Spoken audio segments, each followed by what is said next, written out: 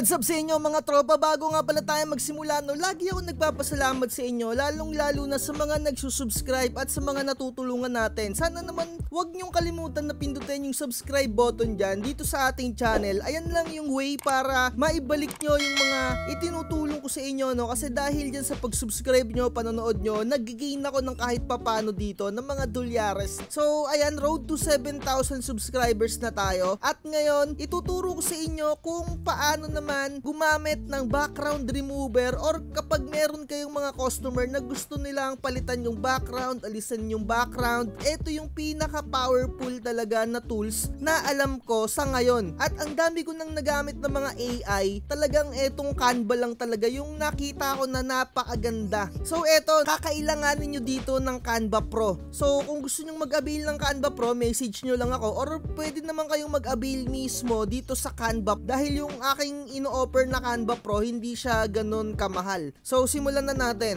I-click nyo tong create design, tapos dito customize size nyo lang. Lagi kong sineset dito 1250 by 1250. So naka-pixel siya. At eto, no, ipapakita ko sa inyo yung design ng ating client. Eto yung kanyang design. Sabi niya dito, gusto daw ni client natin na yung background daw ay gawing white. Kasi kung makikita nyo dito, yung kanyang background ay kulay gray. So eto, idadaan natin siya sa Canva. Aaminin ko sa inyo, hindi ako masyadong magaling pagkadating sa Adobe Photoshop. Kaya gumagamit ako ng Canva kasi talagang one click lang siya. So alam ko may mga way din para ma-one click din etong mga remove background na to sa Photoshop, pero sa susunod ko na lang sa inyo ituturo. So dito muna tayo sa Canva kasi alam ko naman na hindi lahat magaling or hindi lahat marunong mag-edit dyan sa Photoshop. Kaya nag-open nga tayo ng Canva, dapat naka-Canva Pro. So ilalagay na natin dito yung mismong design, ida-drag and drop na natin. So ito yung mismong design ni client at makikita nyo, no, nandito na siya. So kapag ka i-zoom nyo siya, makikita nyo medyo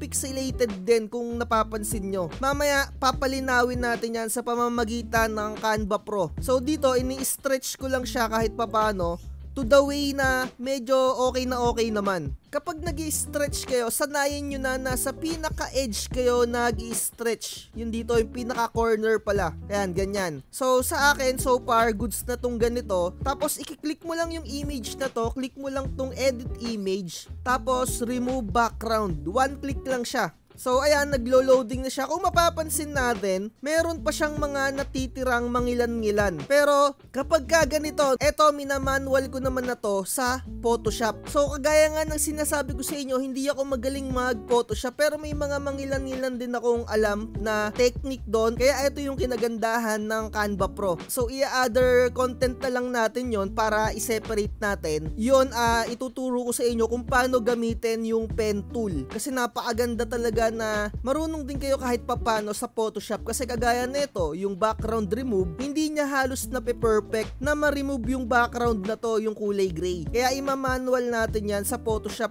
Kung medyo baguhan ka, sa tingin ko 10 minutes or 5 minutes tapos mo na to or wala pang mga 3 minutes. Napakabilis lang din naman tanggalin nito sa Photoshop. Kaya yun nga, agaya nga sinabi ko, practice din kayo sa Photoshop. So makikita nyo naman dito, balik na tayo dito sa image natin sa Canva.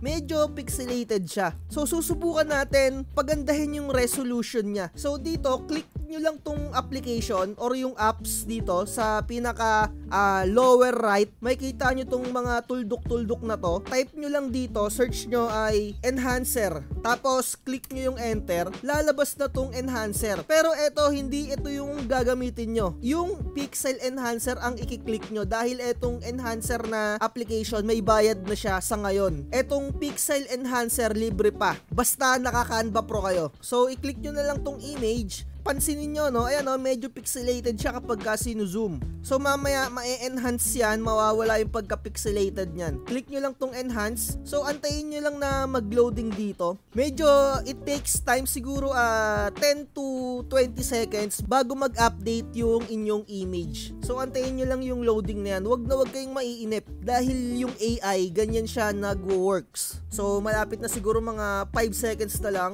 At eto na nga, no? Lumabas na yung image image enhance. At makikita natin dito, ayan, medyo pixelated pa siya. Pero kapag kinlik mo tong replace, mapapalitan niya ng image na na-generate ng AI. So click na natin tong replace. So tandaan niyo yung image, no, kung merong pagbabago. So, ayan, ganyan. So, nakikita nyo dito sa preview, wala namang halos na pinagbago talaga. So, mapapansin natin yung pagbabago niyan once na kinlik ko tong replace. So, pindutin ko na. Ayan. So, kapag i-zoom mo siya, ayan o, hindi na siya pixelated na kagaya kanina. So, talagang totally na-enhance na siya. Kung mapapansin nyo lang, o, ayan o. Diba? Ayan, medyo umayos na siya, unlike kanina na yung image ay hindi ganon kaganda or talagang pixelated. Ayan, kahit papano na-enhance na yung kanyang pixel. At once na maklik nyo yung replace, gagawin nyo ulit yung una nyong ginawa kanina na which is kailangan nyo ulit i-click yung image tapos remove background. Kasi kung hindi nyo i-remove background, meron pa rin siyang background dyan na kapag din-download nyo yan. At eto na, so once na na-remove background nyo na siya ulit, pwede nyo na siyang i-download. Click nyo lang tong transparent background and then download.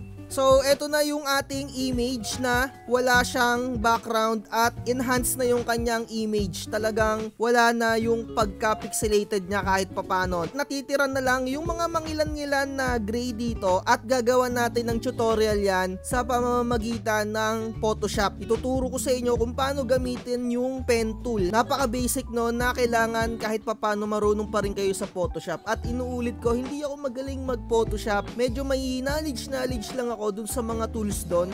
Siguro mag-move forward na tayo doon next videos. Dito na natin tatapusin. At sana natutunan nyo kung paano mag-remove background at mag-enhance kapag meron kayong mga customer na ganito yung gustong palitan yung background, yung mga hindi naman ganun ka-detalye. At syempre, no, sa serbisyo nyo na ganito, magsisingil kayo ng kahit papano 50 or 100. So, nasa sa inyo na kung magkano nyo isisingil or kung magkano yung pepresyo nyo. So, ako usually 100 to 50 pesos lang yung pinapa-add ko dito na kapag nakita ko naman si client na hindi ganun ka yaman. Nakadepende kasi kung gaano ka komplikado yung gagawin. So kagaya nito, click lang. 100 or 50 nasa sa inyo. Like, share, and subscribe. Bye-bye. Huwag magpapauto. Bakit ang gahaman mo? Gusto mo sa'yo lahat na nakikita. Napakadorobo mo. Sa lahat ng kwento ikaw ang bida.